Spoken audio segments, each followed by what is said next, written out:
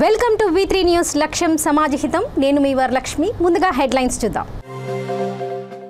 ప్రజా సమస్యలు పరిష్కరించేందుకు తక్షణం చర్యలు. మంత్రి తలసాని శ్రీనివాస్ యాదవ్ వెల్లడి.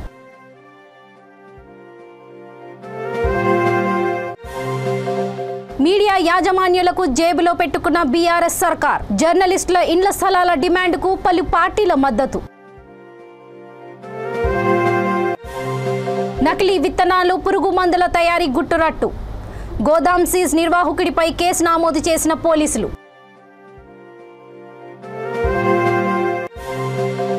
నిత్యావసరాల ధరల పెంపుతో దుర్భరంగా సామాన్యుడి బతుకు. ఐఎఫ్టియు నాయకులు వెంకన్న, చిలుక శంకర్ వ్యాఖ్య. ఇక వివరాల్లోకి వెళ్తే, ప్రజలు ఎదుర్కొంటున్న అన్ని సమస్యలను పరిష్కరించేందుకు చర్యలు తీసుకుంటున్నామని మంత్రి తలసాని శ్రీనివాస్ యాదవ్ తెలిపారు. సికింద్రాబాద్ బన్సిలాల్పేట డివిజన్లోని సి క్లాస్లో వివిధ శాఖల అధికారులతో కలిసి పర్యటించి ప్రజల సమస్యలను అడిగి తెలుసుకున్నారు. కాలనీలో డ్రైనేజ్, రోడ్ల సమస్యలను పరిష్కరించాలని స్థానికులు మంత్రిని కోరారు. డ్రైనేజీ లైన్లను పునరుద్ధరణ చేపట్టాలని అధికారులను ఆయన ఆదేశించారు. కాలనీలోని అన్ని రోడ్ల అభివృద్ధికి ప్రతిపాదనలను రూపొందించి అందజేయాలని సూచించారు. నల్లా కనెక్షన్లు ఇప్పించాలని పలువురు మహిళలు కోరగా వెంటనే కనెక్షన్లను ఇవ్వాలని వాటర్ వర్క్స్ అధికారులను ఆదేశించారు. కాలనీ ప్రజల అవసరాల కోసం కమ్యూనిటీ హాల్ నిర్మాణం కోసం 25 లక్షల రూపాయలను మంజూరు చేస్తున్నట్లు ప్రకటించారు. వెంటనే ప్రతిపాదనలను అందజేయాలని ఆదేశించారు. కాలనీ ప్రజల అవసరాల కోసం కమ్యూనిటీ హాల్ నిర్మాణం కోసం 25 లక్షల రూపాయలను మంజూరు చేస్తున్నట్లు ప్రకటించారు. వెంటనే ప్రతిపాదనలను అందజేయాలని ఆదేశించారు. ఎలాంటి సమస్య ఉన్నా తన దృష్టికి తీసుకొస్తే వాటి పరిష్కారానికి చర్యలు తీసుకుంటామని అన్నారు. మంత్రి వెంట corporator Hemalatha, zonal commissioner Srinivas Reddy, ఈ Sudarshan, water works GM Prabhu, sanitation DE Srinivas, BRS division అధ్యక్షుడు రాజు తదితరులు ఉన్నారు.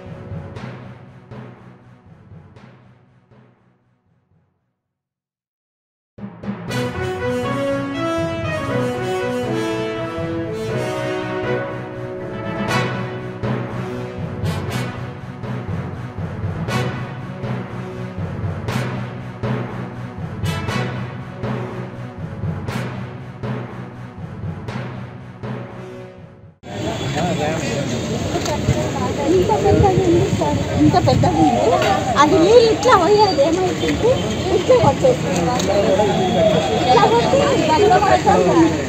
మొత్తం అది 50 సంవత్సరాల నుండి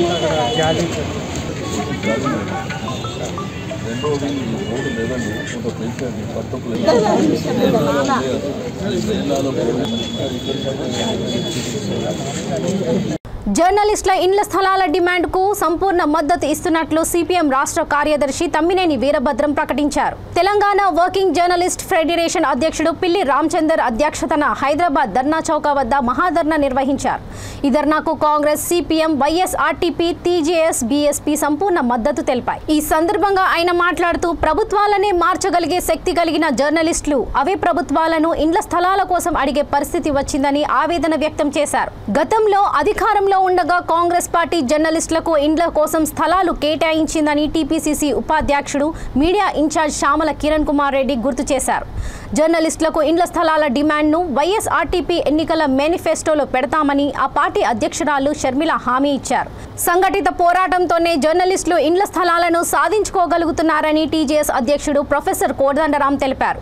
మీడియా యాజమాన్యాలను జేబులో పెట్టుకున్న బీఆర్ఎస్ సర్కారు జర్నలిస్టులతో తమకు అవసరం లేదన్నట్లుగా వ్యవహరిస్తున్నారని విమర్శించారు. సిపిఐ రాష్ట్ర కార్యదర్శి వర్గ సభ్యుడు బాల మల్లేష్, బీఎస్పీ హైదరాబాద్ జిల్లా అధ్యక్షుడు రుద్రవరం సునీల్, జర్నలిస్ట్ అధ్యయన వేదిక అధ్యక్ష ప్రధాన కార్యదర్శులు వేణుగోపాల్ రెడ్డి, సాదిక్, జేసీహెచ్సిఎల్ కార్యదర్శి ఎంఎస్ హష్మి తదితరులు పాల్గొన్నారు. రక్తపాతం లేకుండానే భావ విప్లవం సాధించినటువంటి కర్త జర్నలిస్టు. ఆ కలం యొక్క శక్తి అంత గొప్పది. వాస్తవంగా మీరు ఇళ్ల స్థలం కావాలని ప్రభుత్వాన్ని అడుగుతున్నారు. కానీ ప్రభుత్వాన్నే మార్చగలిగిన శక్తి మీ కలంలో ఉందనేది మీ అందరూ గుర్తించాల్సిన అవసరం ఉంది. ప్రభుత్వాలకు ఆ గుర్తింపు లేకపోవడం వల్లనే మీరంటే లెక్కలేనితనం కనపడుతోంది. కానీ సమయం సందర్భం వస్తే మీ రాతల ద్వారా, రాతలు అంటే మీకు ఇష్టం వచ్చింది రాస్తే మారిపోతుందని కాదు, వాస్తవంగా సత్యం, ప్రజల్లో ఉన్న భావన, ప్రజా అసంతృప్తి, పరిపాలన పట్ల ప్రజలకున్న అభిప్రాయం, దాన్ని వ్యక్తీకరించడానికి ఉన్న మార్గం జర్నలిజం.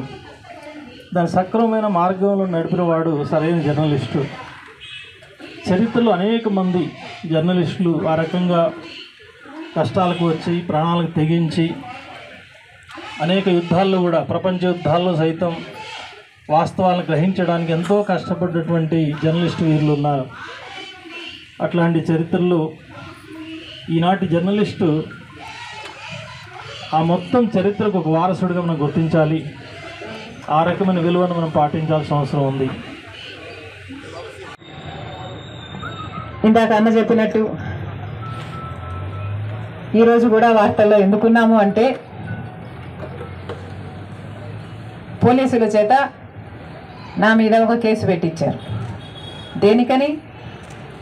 టీఎస్పీఎస్సీ పేపర్ లీకులు సంబంధించిన విషయంలో కేసీఆర్ గారిని మేము తప్పుపట్టామని, ఇది కేసీఆర్ గారి వైఫల్యం కాదా అని మేము అడిగామని, కేటీఆర్ గారు ఐటీ శాఖ మంత్రిగా ఉండి కూడా ఐటీ శాఖ మంత్రిగా ప్రభుత్వ శాఖలో ఉన్న ప్రతి సిస్టమ్కి బాధ్యత వహించాల్సింది వాళ్ళే కాబట్టి దాని మెయింటెనెన్స్ అయినా, డిజిటల్ సెక్యూరిటీ అయినా, దాని ఆడిట్ అయినా చేయాల్సింది ఈ ఐటీ శాఖ కాబట్టి కేసీఆర్ గారిని, ఆయన కొడుకుని, ఐటీ శాఖ మంత్రిని మేము విమర్శించామని నా మీద మళ్ళొక్క కేసు పెట్టారు.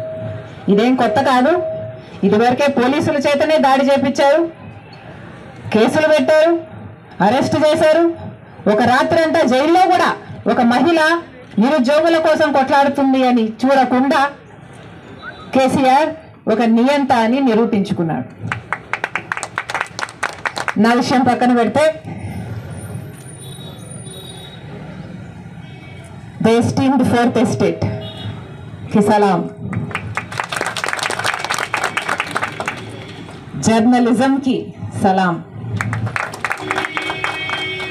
ఇంతమంది జర్నలిస్టులు, నా అన్నలు, నా తమ్ముళ్ళు, నా అక్కలు, నా చెల్లెళ్ళు, అందరికీ సలాం. మీ పని గొప్పతనం గురించి ఎంత చెప్పినా తక్కువే. ప్రజాస్వామ్యానికి గొంతిక మీరు, ప్రతిపక్షాలకు కూడా గొంతు మీరే. అసలు మీరంటూ లేకపోతే ప్రపంచంలో ఏ మూల ఏమి జరుగుతుందో అసలు ఇన్ఫర్మేషనే లేదు. అలాంటిది మీరు ఈరోజు బంగారు తెలంగాణలో సాధించుకున్న బంగారు తెలంగాణలో 9 ఏళ్ళు అయినా కూడా మాకు సన్మానాలు చేయండి, మాకు సత్కారాలు చేయండి అని మీరు అడగటం లేదు. మా కనీస అవసరాలు గమనించండి, మీరిచ్చిన హామీని నెరవేర్చండి. సంగారెడ్డి జిల్లా సదాశివపేట మండలం ఆత్మకూరులో నకిలీ విత్తనాలు, పురుగు మందులు తయారు చేస్తున్న గోదాంపై వ్యవసాయ అధికారి తనిఖీలు చేపట్టారు. గ్రామానికి చెందిన నేరుడు నాగేష్ అనే రైతు జైన్ ఉదయ్ కుమార్ అనే పత్తి విత్తనాల వ్యాపారి వద్ద విత్తనాలు కొనుగోలు చేసి 4 ఎకరాలలో పంట వేయగా మొత్తం పంట నష్టపోయిందని వాపోయాడు. ఈ విషయం బాధితుడు వ్యవసాయ అధికారులకు తెలపగా పంట నష్టపరిహారం ఇస్తానని అప్పట్లో గ్రామ పెద్దల సమక్షంలో ఉదయ్ కుమార్ ఒప్పుకున్నాడు. అయితే రైతులకు ఇప్పటి వరకు ఎలాంటి పంట నష్టం అందించకపోగా దురుసుగా వ్యవహరిస్తున్నారు. ఈ నేపథ్యంలో బాధిత రైతు జిల్లా వ్యవసాయ అధికారి నరసింహారావుకు తెలుపగా అకస్మాత్తుగా నకిలీ విత్తనాలు తయారు చేస్తున్న కేంద్రంలో తనిఖీ చేశారు. నిర్వరమైన వస్తువులు కనిపించాయి. చిన్నపిల్లలు తినుబండారాలు మొదలుకొని ఆసుపత్రిలో ఎక్స్పైరీ అయిన మందుగొల్లిలతో నకిలీ మందులు, నకిలీ విత్తనాలు తయారు చేస్తున్నారని గుర్తించారు. అనంతరం పోలీసు అధికారుల సమక్షంలో వాటిని పరిశీలించి గోదాంకు సీజ్ చేసి అతనిపై కఠిన చర్యలు తీసుకుంటామని వ్యవసాయ అధికారులు తెలిపారు.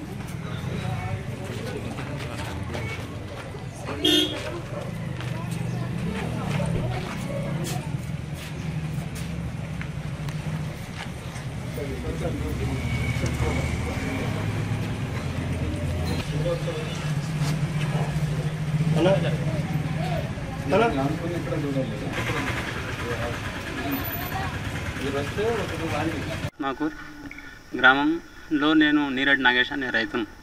అయితే నిరుడు ఈయన దగ్గర మందులు తీసుకున్న పత్తి జైన ఉదయ్ కుమార్ జైన్ ఈయన దగ్గర మందులు తీసుకున్న 4 ఎకరాలు కొట్టిన. 4 ఎకరాలు కొడితే 4 ఎకరాలు మొత్తం ఇట్లా ఎండిపోయి లాస్ అయితే పెద్ద మనుషుల దగ్గరికి పోయినాం. పెద్ద మనుషుల దగ్గరికి పోతే అగ్రికల్చర్ మేడం గిని వచ్చింది. ఏవో మేడం వచ్చి అందరు కలిసి వచ్చి నాకు ఈడ కంప్లైంట్ ఇచ్చిన. ఏవో మేడం కంప్లైంట్ ఇస్తే వచ్చి నేను మాట్లాడతామని చెప్పేసి అన్నారు. మాట్లాడినాక ఏమన్నారంటే డబ్బులు ఒప్పుకున్నారు. వాళ్ళు ఒప్పుకున్నాడు, ₹1,00,000 ఇస్తానని చెప్పేసి అన్నాడు. వీడికి 9 నెలలు అవుతున్నాయి, ₹1 ఇవ్వలేదు. మధ్యాహ్న ఒక అమరేందర్ రెడ్డి గారు ఒప్పుకున్నారు. ఆయన తరపున ఒప్పిస్తే ఆయనకి ఇవ్వలేదు, ప్లస్ నాకు ఇవ్వలేదు. ఇయ్యకి ఇప్పుడు ఏమంటున్నాడంటే ఏం చేస్తారు చేసుకోండి అనే లెక్కలో మాట్లాడుతున్నాడు. ఆయన నాకు తెచ్చిన అప్పు కట్టని శాతం అయితే లేదు, నేట్లా కట్టాలని అర్థం అయితే లేదు. నాకు ఆ పక్షంలో నేనున్నా. నన్ను ఎక్కడ తిరిగి ఆదుకుంటారేమో అని చెప్పి ఆలోచన చేస్తాను.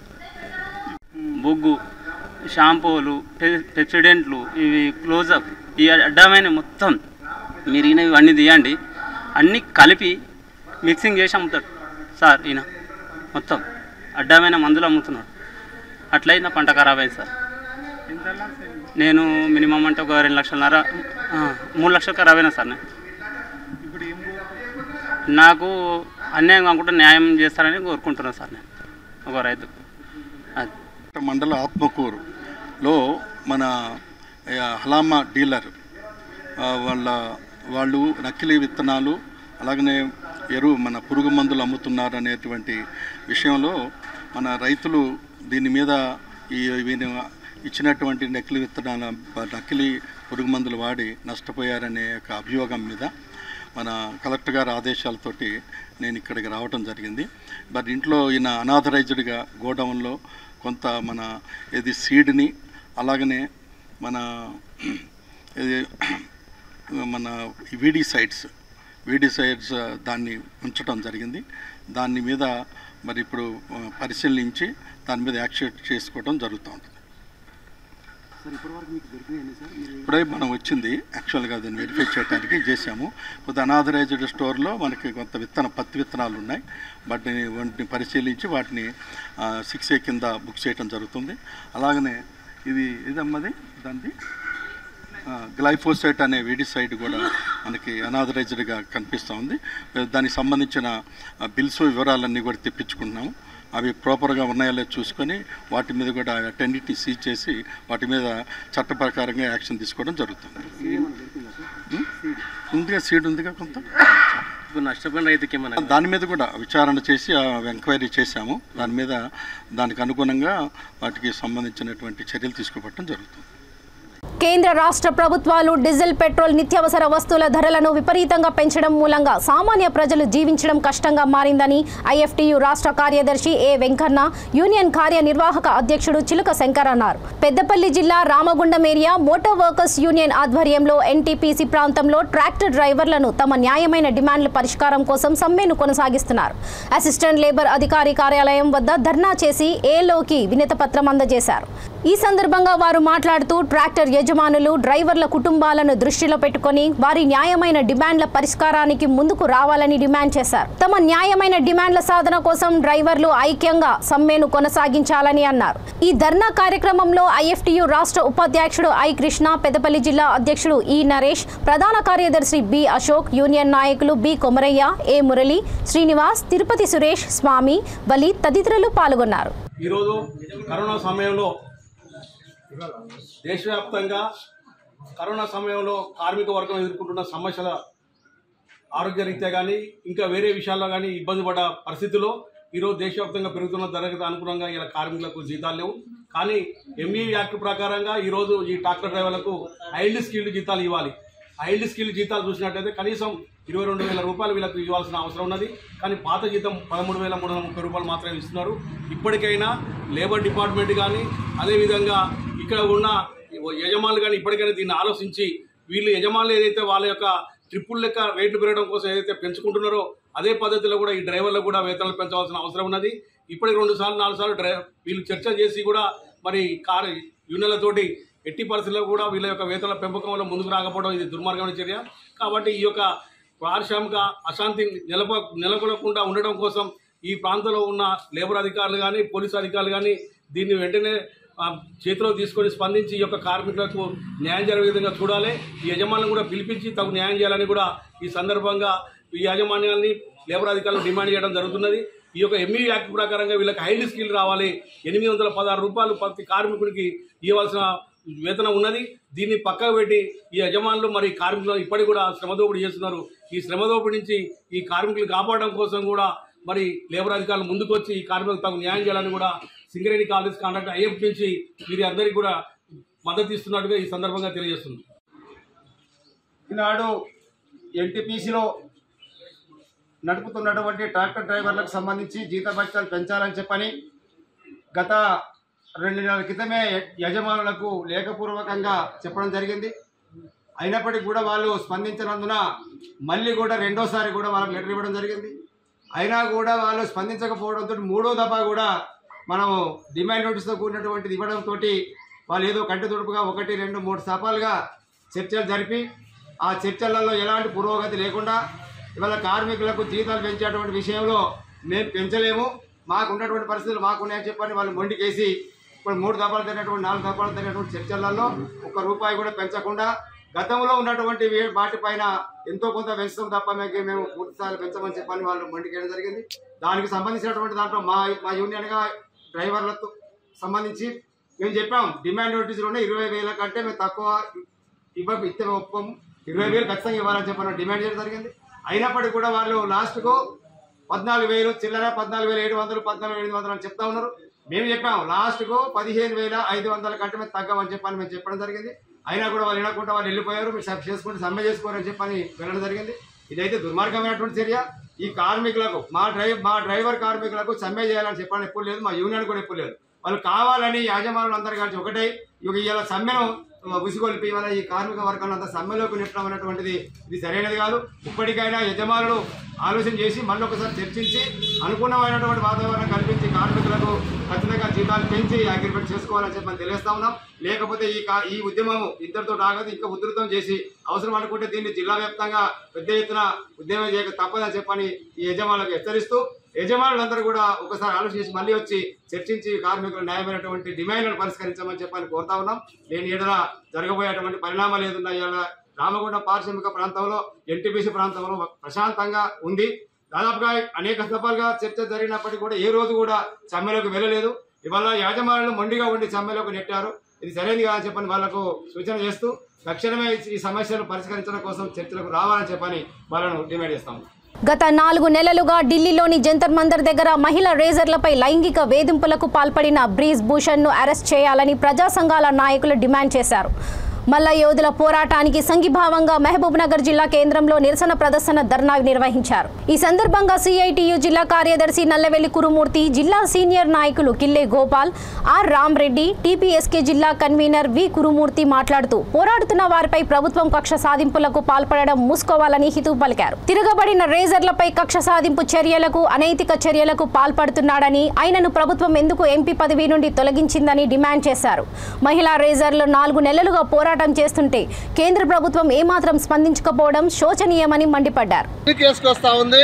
ఒకవైపు బేటీ పడావో బేటీ బచావో అన్నటువంటి నినాదం ఇస్తున్నటువంటి బీజేపీ ఈరోజు మహిళలుగా దేశానికి కీర్తి పథకాలు తీసుకొస్తున్నటువంటి మలయోధులపైన లైంగిక దాడులకు పాల్పడుతున్నటువంటి బ్రిజ్భూషణ్ ఇప్పటి వరకు ఆయన పైన చర్య తీసుకోకపోవడం, ఆయన అరెస్ట్ చేయకపోవడం అంటే దీంట్లో ప్రధానమంత్రి యొక్క ప్రమేయం ఉందని చెప్పేసి ఈరోజు ప్రజా సంఘాలు మలయోధులు పెద్ద ఎత్తున దేశవ్యాప్తంగా ఆయన అరెస్ట్ చేయాలని ఈరోజు దేశవ్యాప్తంగా ఆందోళన చేస్తూ ఉన్నా. ఈ విషయం ఇప్పటికీ 4 నెలలుగా వాళ్ళు జంతర్ మంతర్ దగ్గర ఆందోళన చేస్తూ ఉన్నారు. కాబట్టి తక్షణమే అరెస్ట్ చేయాలని సిఐటియు, టీపీఎస్కే, డివైఎఫ్ఐ, ఎస్ఎఫ్ఐ, మహిళా సంఘం అన్ని సంఘాల ఆధ్వర్యంలో దేశవ్యాప్తంగా జరుగుతున్న ఈ యొక్క సంఘీభావ కార్యక్రమంలో పాల్గొన్నటువంటి కార్మికులకు, నాయకులకు అందరికీ కూడా విప్లవ జయజయాలు తెలియజేస్తా ఉన్నా.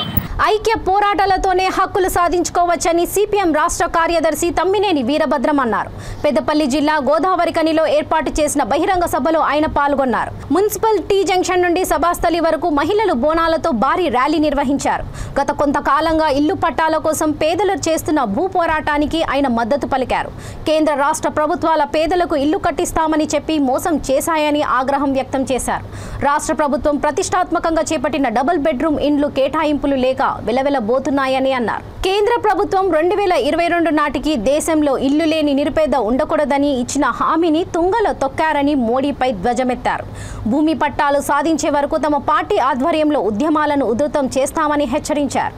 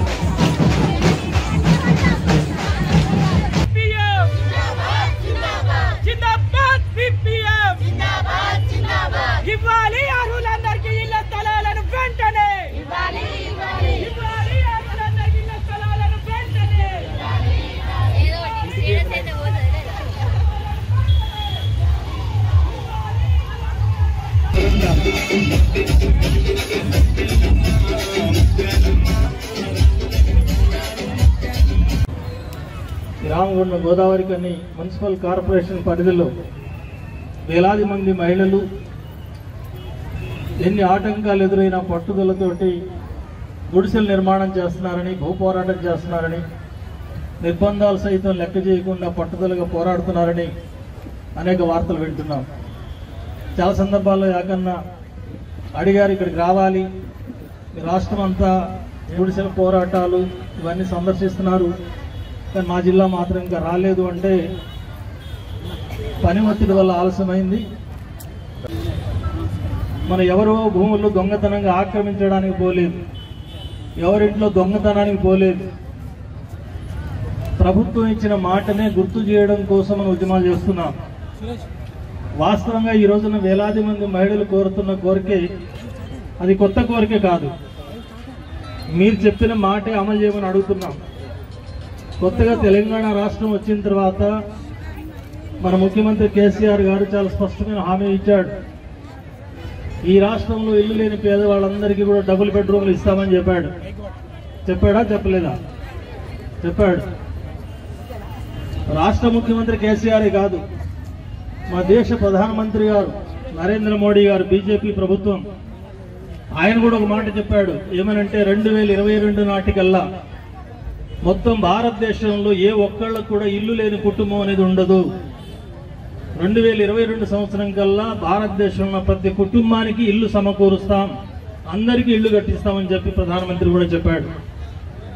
2022 అయిపోయింది, 2023 కూడా వచ్చింది. అయినా సరే దేశంలో ముఖ్యంగా తెలంగాణ రాష్ట్రంలో నరేంద్ర మోడీ గారు కట్టిన ఒక్క ఇల్లు కూడా కనబడటం లేదు. మన కేసీఆర్ గారు అక్కడక్కడ డబుల్ బెడ్రూమ్లు కొంతమందికి ఇచ్చాడు, కొంతమందికి ఇవ్వలేదు. ఇప్పటికీ 2 లక్షల డబుల్ బెడ్రూమ్లు కట్టి నిర్మాణమై ఖాళీగా ఉన్నాయి, వాటిని కేటాయించడం లేదు. మీ ఐక్యత లేకుండా ఇళ్ల స్థలాలు సాధించబడవు. కాబట్టి మీ ఐక్యత అవసరం. ఇల్లు సాధించాలన్నా, భూమి సాధించాలన్నా, ఆఖరకు కష్టజీవుల రాజ్యం సాధించాలన్నా సరే అది ఐక్యత పేద ప్రజల్లో ఉండాలి. ఆ రకమైన ఐక్యతకు నాయకత్వం వహించేదే ఎర్ర జెండా. ఎన్నో అవార్డులు అందుకున్న ఇవని సంతృప్తి, అనాథులు, వృద్ధులు, అభాగ్యులకు సేవ చేయడం, ఉచితంగా పండ్ల పంపిణీ చేయడంలో ఎంతో ఉందని తెలంగాణ సామాజిక చైతన్య వేదిక రాష్ట్ర వ్యవస్థాపక అధ్యక్షుడు, lawyers forum for social justice రాష్ట్ర ప్రధాన కార్యదర్శి, హైకోర్టు న్యాయవాది నర్రిస్వామి కురుమ అన్నారు. హైదరాబాద్లోని తెలంగాణ సామాజిక చైతన్య వేదిక రాష్ట్ర కార్యాలయంలో వివిధ జిల్లాల నాయకుల సమక్షంలో ఆయన జన్మదిన వేడుకలు నిర్వహించారు. Ready to serve foundation chairman, వివిధ సామాజిక సంఘాల నాయకులు, సామాజిక చైతన్య వేదిక నాయకులు, కార్యదర్శులు ఆయనను ఘనంగా సన్మానించారు. ఈ కార్యక్రమంలో ready to serve chairman Peddishankar, Telangana సామాజిక చైతన్య వేదిక రాష్ట్ర నాయకులు Talari Ganesh, K Narasimha, ready to serve నిర్వాహకులు శివనేత ప్రవీణ్ తదితరులు పాల్గొన్నారు.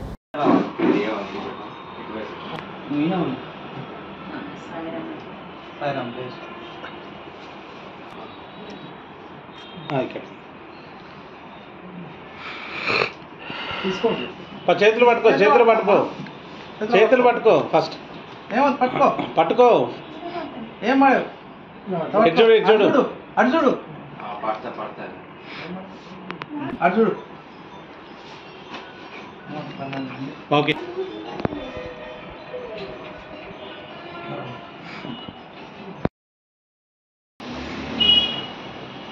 గట్టిగా మాట్లాడాలి, గట్టిగా మాట్లాడాలి.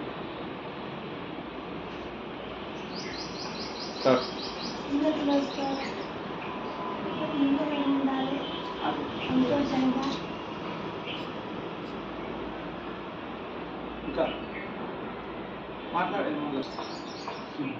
అవసరం లేదు. నిమ్మలంగా ఉండాలి, సంతోషంగా. ఎక్కడ మీది? ఎవరున్నామా? ఎవరుందా మీది?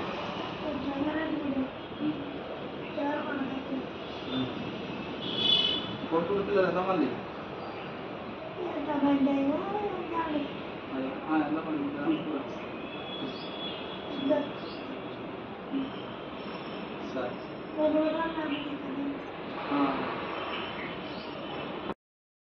రెడీ టు సర్వ్ ఫౌండేషన్లో ఉన్న అనాథాశ్రమంలో ఉన్న రెడీ టు సర్వ్ ఫౌండేషన్ వృద్ధాశ్రమంలో ఉన్న పెద్దలకు, మన చైర్మన్ గారు శంకరన్న గారికి అందరికీ నమస్కారం. ఈరోజు మన తెలంగాణ సామాజిక చైతన్య వేదిక రాష్ట్ర వ్యవస్థాపక అధ్యక్షులు, lawyers forum for social justice రాష్ట్ర ప్రధాన కార్యదర్శి, హైకోర్టు ప్రముఖ న్యాయవాది, సామాజికవేత్త నర్రి స్వామి సార్ గారి పుట్టినరోజు సందర్భంగా మన ఆశ్రమానికి ఇచ్చేశారు. ఆయన పుట్టినరోజు మీ మధ్యన జరుపుకొని మీకు వారికి తోచిన విధంగా పండ్లు ఫలాలు అందజేద్దామని వచ్చారు.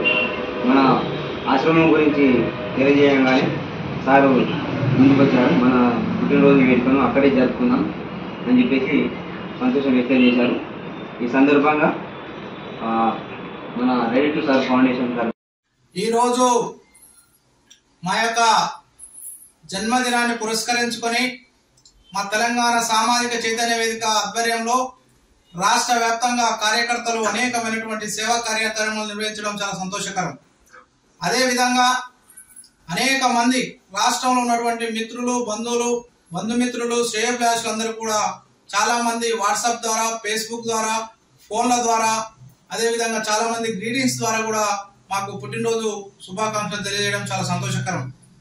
చాలా మంది అభిమానంతో వారి యొక్క వాట్సాప్ స్టేటస్ లో కూడా మా ఫోటోలు పెట్టుకొని అన్ని క్రియేట్ చేయడం అనేది చాలా సంతోషకరం. కాబట్టి రాబోయే రోజుల్లో మనస వాచ కర్మన ప్రతి ఒక్కరికి కూడా మమ్మల్ని నమ్మి మా యొక్క సేవా కార్యక్రమంలో భాగస్వామ్యమైనటువంటి ప్రతి ఒక్క కార్యకర్తకు కూడా ఎల్లవేళలా మేము తోడుంటామని, మీ అందరికీ మాకు ఎవరైతే ఇష్యూ చేసిన వాళ్ళందరికీ మనస వాచ కర్మన మరొకసారి ధన్యవాదాలు తెలియజేస్తున్నాం. రాబోయే రోజుల్లో ఇదే స్ఫూర్తిని కొనసాగిస్తూ బడుగు బలైన వర్గాల రాజ్యాధికారంలో భాగంగా తెలంగాణ సామాజిక చైతన్య వేదికని రాష్ట్ర వ్యాప్తంగా విస్తరిస్తూ సేవా కార్యక్రమాలను విస్తృతంగా చేయడం కోసం ప్రతి ఒక్క కార్యకర్తకు అండగా ఉంటామని తెలియజేస్తూ మీ తెలంగాణ సామాజిక చైతన్య వేదిక రాష్ట్ర వ్యవస్థాపక అధ్యక్షుడిగా, అదేవిధంగా హైకోర్టు న్యాయవాదిగా, మీ నర్రి స్వామి మిత్రునిగా మీ అందరికీ కూడా తెలియజేస్తూ. రంగారెడ్డి జిల్లా రాజేంద్రనగర్ హైదర్గూడలో కారు బీభత్సవం సృష్టించింది. ఓ ఆప్టికల్ షాప్లోకి మితిమీరిన వేగంతో దూసుకువచ్చిన కారు దూసుకెళ్లింది. ఈ ఘటనలో 2 దుకాణాలు పాక్షికంగా ధ్వంసమయ్యాయి. షాప్ ముందు పార్క్ చేసిన మోటార్ సైకిల్ దెబ్బతిన్నది. ఆ సమయంలో రోడ్డుపై ఎవరు లేకపోవడంతో త్రుటిలో పెను ప్రమాదం తప్పిందని స్థానికులు అభిప్రాయపడ్డారు. కారు డ్రైవర్పై దాడికి యత్నించగా యువకుడు కారు వదిలి పారిపోయాడు.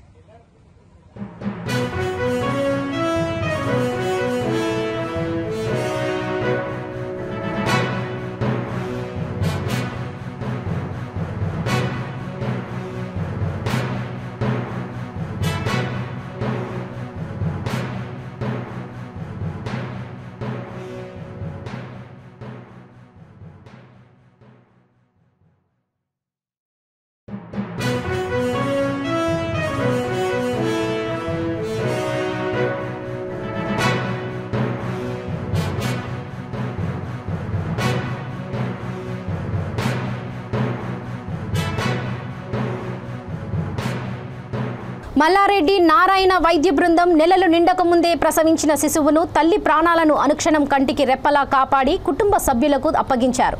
హైదరాబాద్ సూరారం కాలనీకి చెందిన దంపతులు పరమేశ్ చౌదరి, విమల చౌదరి వైద్య పరీక్షలకు ఆసుపత్రికి వచ్చారు.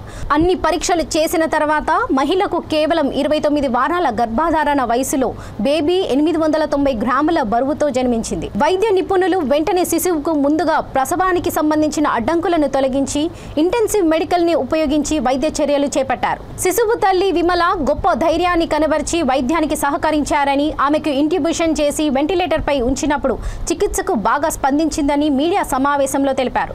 Senior pediatrician doctor K Rajasekhar మాట్లాడుతూ తాము సాధించిన ఈ విజయానికి తమ బృందం నిజంగా చాలా కష్టపడ్డామని, ఇప్పుడు బేబీ విమలలో ఎటువంటి అనారోగ్య అసాధారణతలు లేవని నమ్ముతున్నామని అన్నారు. కాగా తమ బిడ్డ చిన్నారిని కాపాడిన వైద్యులను కుటుంబ సభ్యులు అభినందించారు.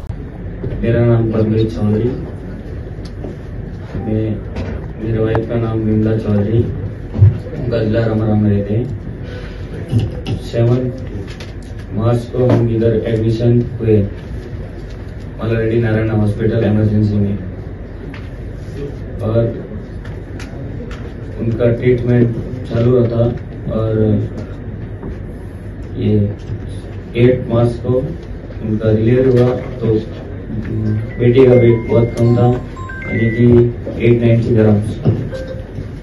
और डॉक्टर राजशेखर राव, दीपा मैम और सिस्टर्स, उन्होंने बहुत अच्छा ट्रीटमेंट किया और अब मेरे बेटी का वेट 1600 ग्राम्स है, तो उनके लिए थैंक्स. एंड మేము పేరెంట్స్ అఫోర్డబిలిటీ గురించి ఏ రోజు ఆలోచించలేదు.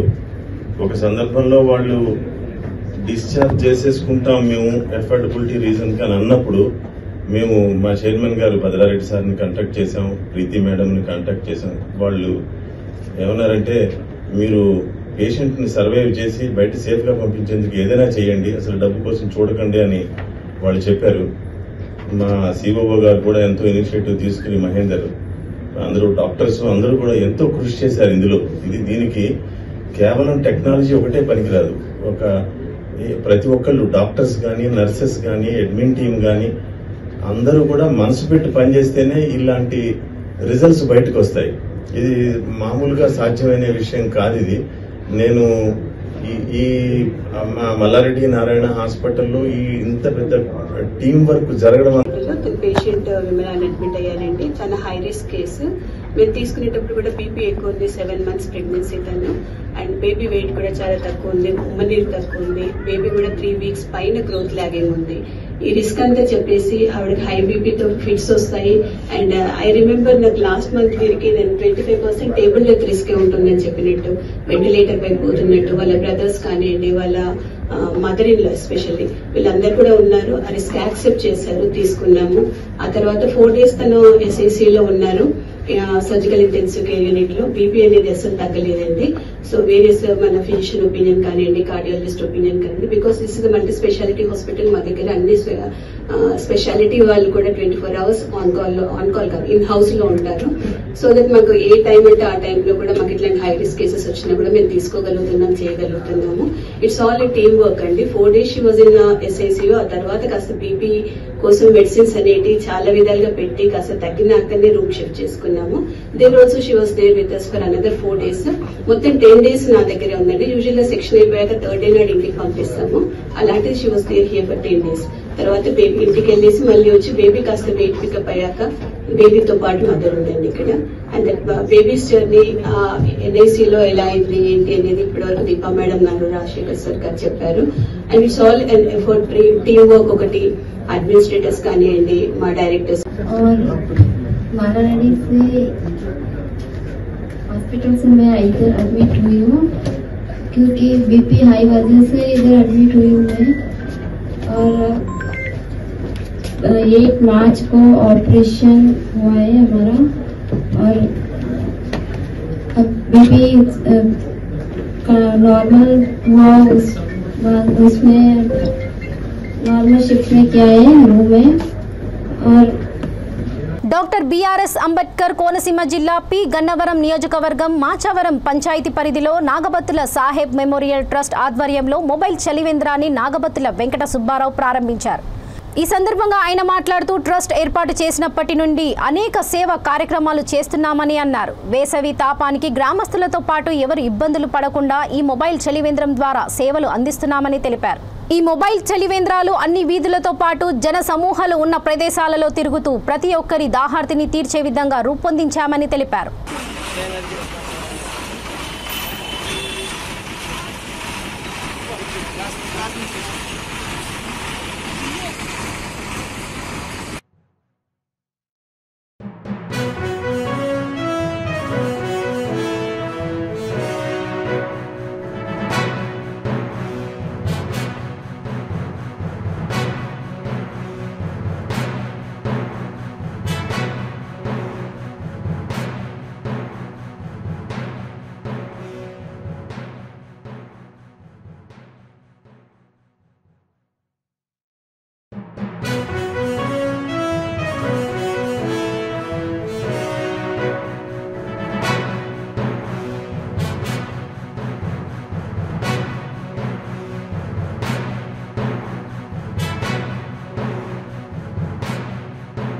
ఇక బులెటిన్స్ ముగించే ముందు ముఖ్యాంశాలు మరోసారి. ప్రజా సమస్యలు పరిష్కరించేందుకు తక్షణం చర్యలు, మంత్రి తలసాని శ్రీనివాస్ యాదవ్ వెల్లడి.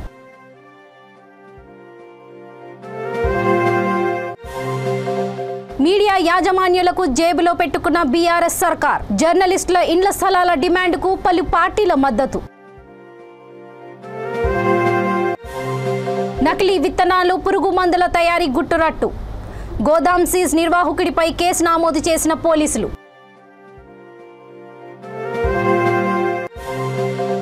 నిత్యావసరాల ధరల పెంపుతో దుర్భరంగా సామాన్యుడి బతుకు, ఐఎఫ్టియు నాయకులు వెంకన్న, చిలుక శంకర్ వ్యాఖ్య. చూస్తూనే ఉండండి V3 న్యూస్, లక్ష్యం సమాజహితం. నమస్తే.